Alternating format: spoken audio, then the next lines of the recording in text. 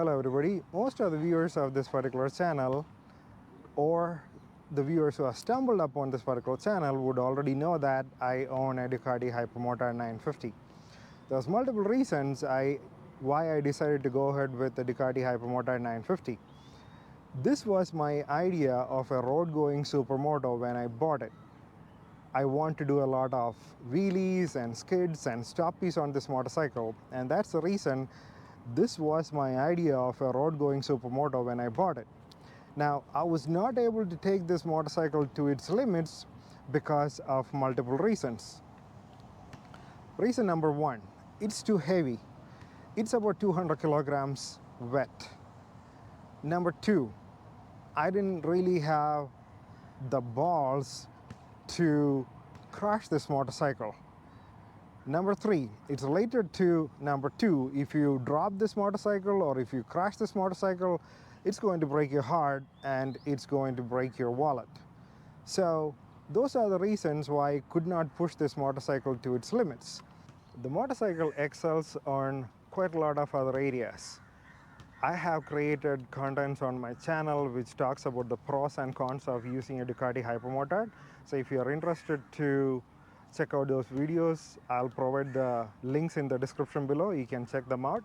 Now, I have had this motorcycle for a couple of years and I was able to do quite a lot of things with this motorcycle. I was able to take this motorcycle to a track. I was able to ride this motorcycle through some of the most breathtaking roads as a motorcyclist, which is in Malaysia.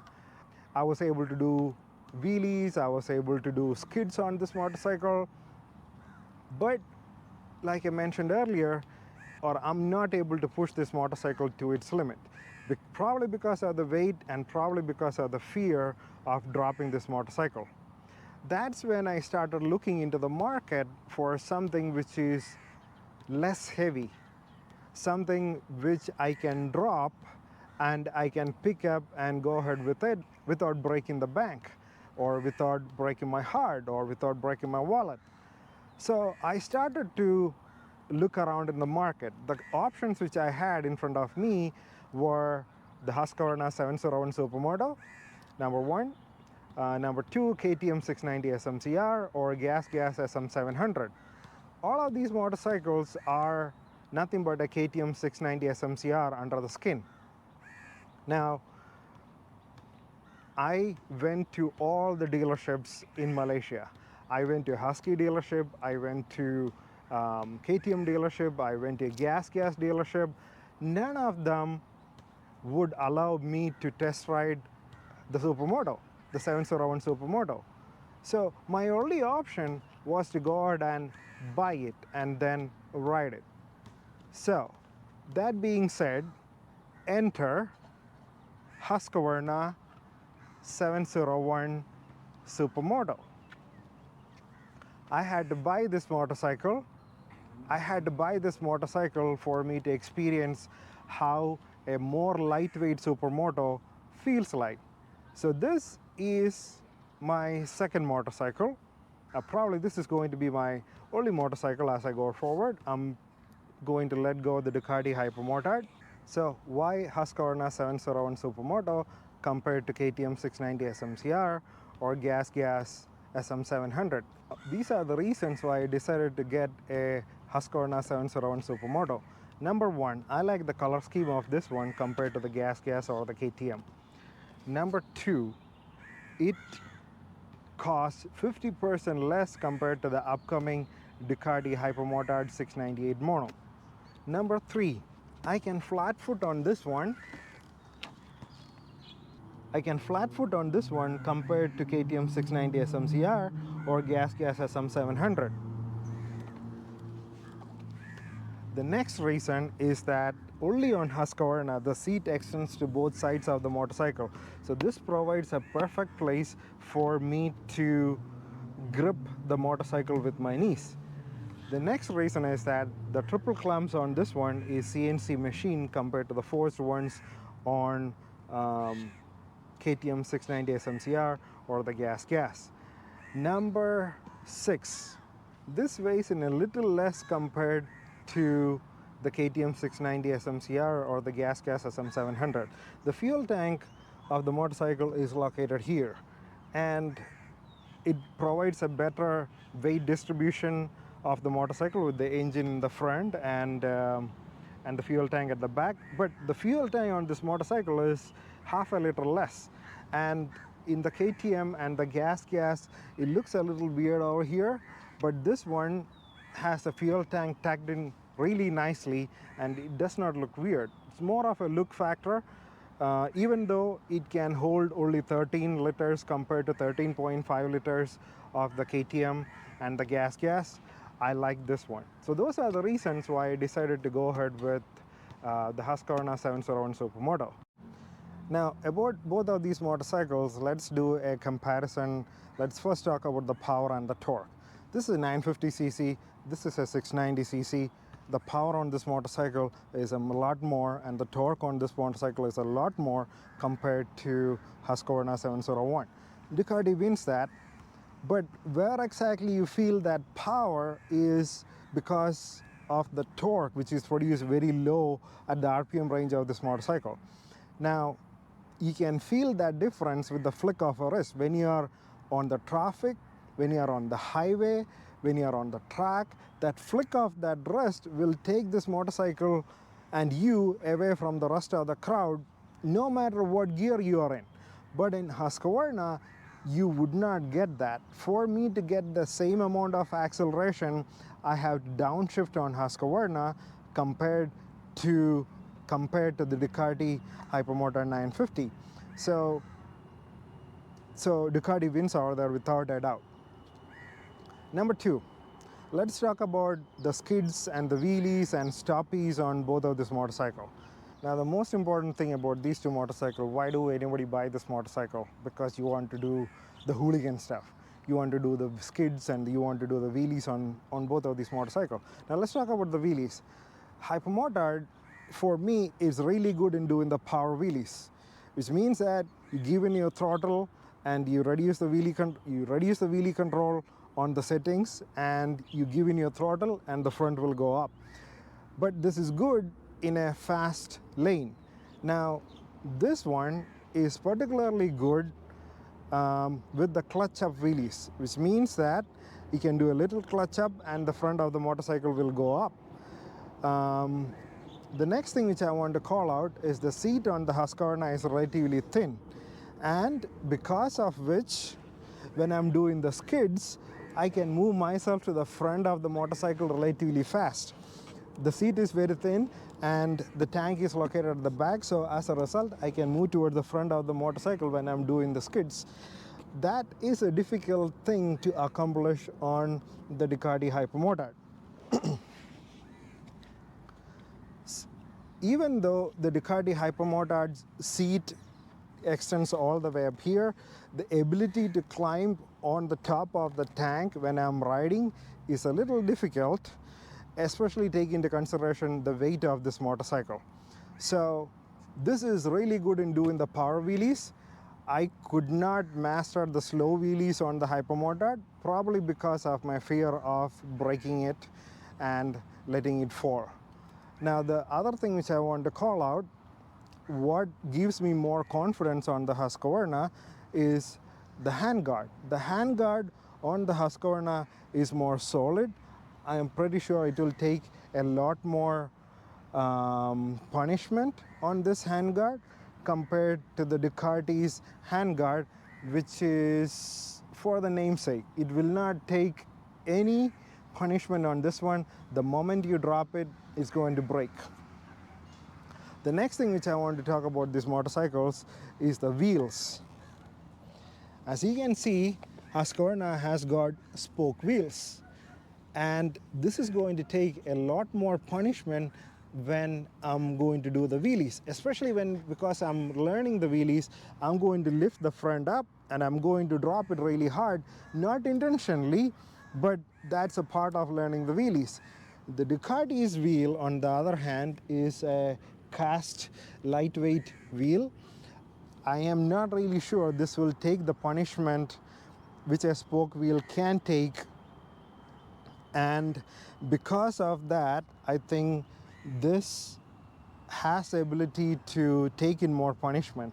The shock on both the motorcycles is adjustable, fully adjustable, compression, rebound, preload, everything fully adjustable on both the motorcycles. I think the thickness of the shock on the Husqvarna 701 Supermoto, it's a 48 millimeter shock. It's more a thicker shock compared to the 45 millimeter what you get on the Ducati Hypermotard. So because of better weight distribution, the fuel tank being at the back and engine only in the front, the punishment on the front wheels and the fork is going to be a lot lesser on the Husqvarna 701 Supermoto compared to the Ducati Hypermotard 950.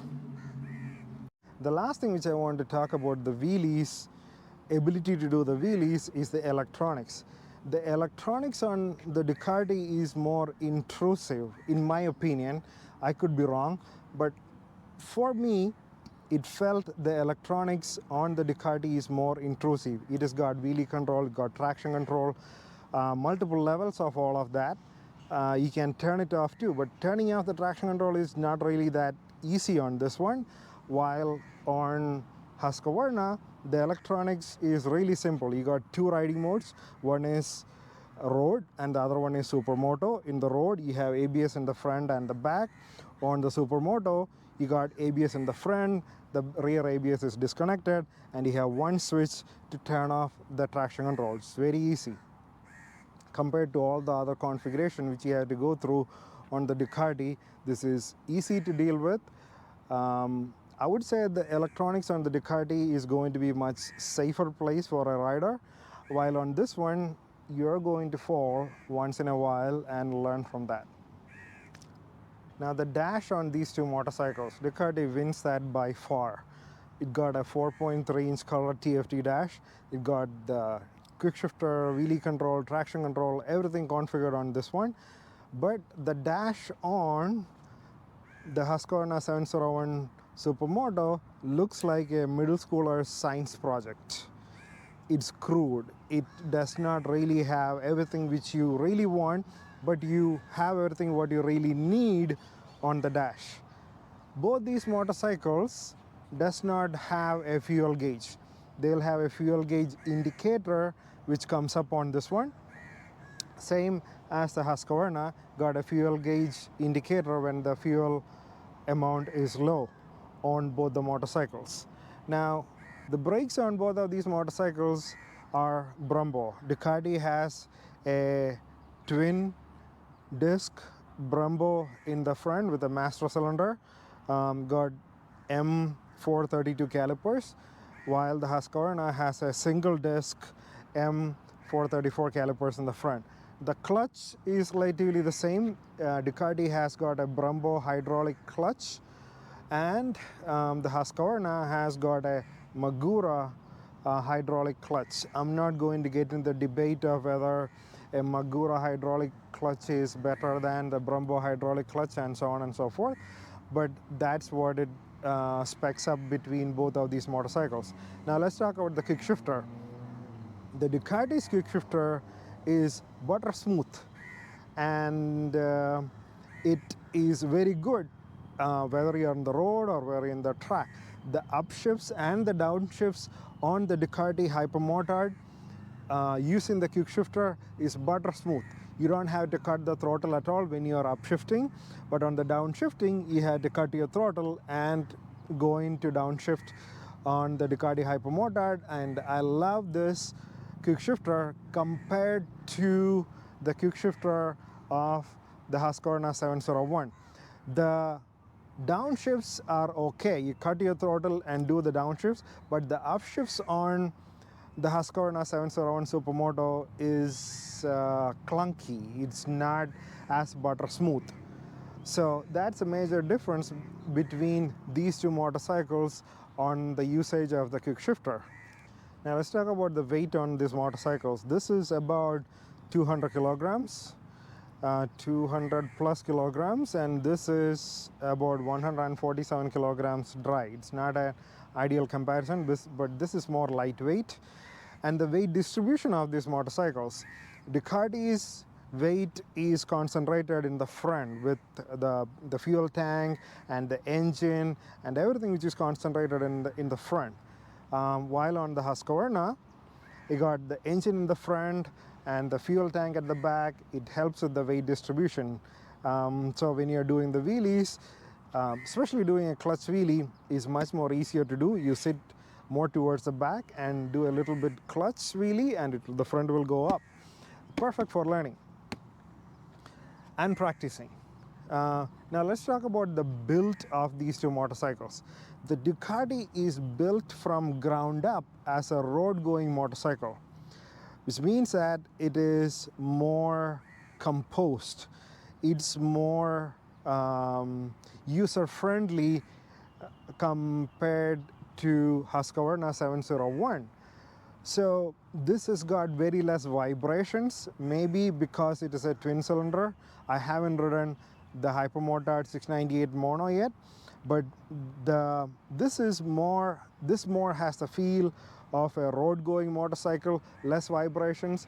When you are going through the traffic, when you look into the mirrors, and if you're a rider who look into the mirrors before changing the lanes, this is perfect. The mirrors offer good amount of visibility and whatnot. I know that most of the Hypermotard owners hate this mirror and they tend to prefer a handlebar mounted mirror, but I like this mirror because when I'm riding, I could keep the helmet on the top when I'm stopping and whatnot. But coming back to the feel of the motorcycles, the vibrations on this motorcycle is very less, and it's much more a user-friendly place to be. Coming to Husqvarna, it vibrates a lot. It's built as a dirt bike compared to the Hypermotard, which is built as a road bike.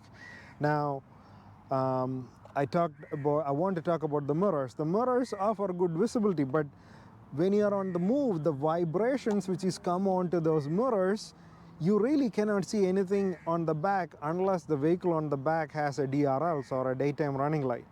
You can barely see the DRLs, and looking at the DRLs and its reflection, you have to make out how far the vehicle is at the back. So this is built from ground up as a dirt bike, while the Ducati Hypermotard is built from the ground up as a road-going motorcycle. Now, talking about the Husqvarna as a dirt bike, this shares almost everything with the dirt bike, with the exception of the front forks and the monoshock at the back. This one has got the WP Apex fork in the front and at the back, while the dirt bike has got the WP Explorer forks in the front and the monoshock at the back. The feel on this motorcycle is more dirt bikey. It's more vibrating, it's more visceral, it's more Spartan. I don't know whether that's the right word, but that's all what this motorcycle is all about. You can thrash it. The quick shifter, I mentioned that you had to step on to get it changing, but that overall adds to the charisma of this particular motorcycle and the rideability of this motorcycle. And that's a major difference between the Ducati, which is a road-based motorcycle, and this one, which is a dirt bike-based motorcycle. Now, this is a single-cylinder motorcycle. I mentioned that it is a more dirt bike feel. Let's turn this on. So, from the sound, it feels like it has a valve issue, the motorcycle. But what happens is that when you rev it up, when you rev up the motorcycle, that noise of the valve kind of disappears. So watch this. See that? Now the noise on the valve kind of disappeared, and that's more stable. But if you let go of the throttle, you could feel that there is some kind of valve issue on this motorcycle. But that's how it is built. I was skeptical before I bought this motorcycle whether this was a valve issue or not, but it is actually not a valve issue at all. That's how the engine and the feel of the engine is. When you rev it up, When you rev it up, which seems to be the noise of the valve kind of disappears out. There is another funny thing which I want to show. This is how the dash on the Husqvarna 701 looks like, and you can see that this is the RPM gauge. You can see the RPM which is written here. The RPM gauge is really funny. See that?